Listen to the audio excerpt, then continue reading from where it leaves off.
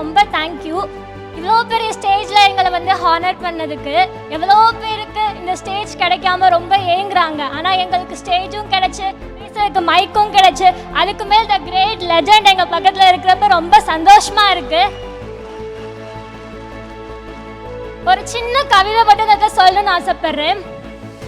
எண்ணில் அடங்காத நட்சத்திரங்கள் நடுவில் ஒளிரும் வெண் நிலவு ஒன்றே, அதுபோல லட்சக்கணக்கான மக்களில் ஒருவர் தான் தலைவராகிறார், மக்களின் தலைவராகிறார். 1000 பேர் தலைவர் என்று வரலாம், ஆனால் மக்களின் தலைவர்கள் விரல்களை விட்டு எண்ணும் அளவில் தான் உள்ளனர். சாதியை அறவே ஒழிக்க போராடிய தந்தை பெரியார் மக்களின் தலைவரே.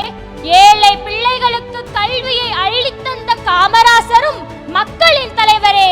இவ்வரிசையில் அடுத்ததாக வருபவர் திரையுலகில் இன்று இளைய தளபதியாக வலம் வந்து நாளை தமிழகத்தின் தளபதியாக வலம் வர போகும் என் அன்பு அண்ணனும் மக்களின் தலைவர் தான் என்று சொல்வதில் மட்டற்ற மகிழ்ச்சி கொள்கிறேன்.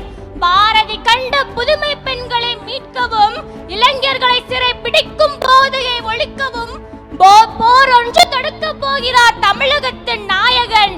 அப்போரில் வருங்கால இந்தியாவின் தூண்களாக விளங்க போகும் நாங்களும் எங்கள் குடும்பமும் வாக்குகளின் மூலமாக ஒத்துழைப்பை தருவோம் என்பதில் சந்தேகம் ஏதும் இல்லை. நல்லாட்சி சிறக்க வேண்டி வெற்றி நமதே என்று கூறி மகிழ்கிறேன். நன்றி.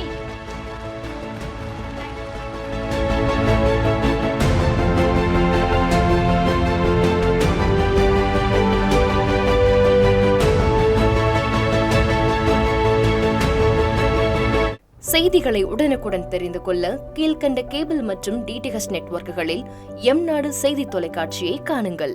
பாதகம் செய்பவரை கண்டால் நாம் பயம் கொள்ளலாகாது பாப்பா. மோதி மிதித்து விடு பாப்பா, அவர் முகத்தில் உமிழ்ந்து விடு பாப்பா. அண்மை செய்திகளை உடனுக்குடன் தெரிந்து கொள்ள இணைந்திருங்கள் எம்நாடு தொலைக்காட்சியுடன்.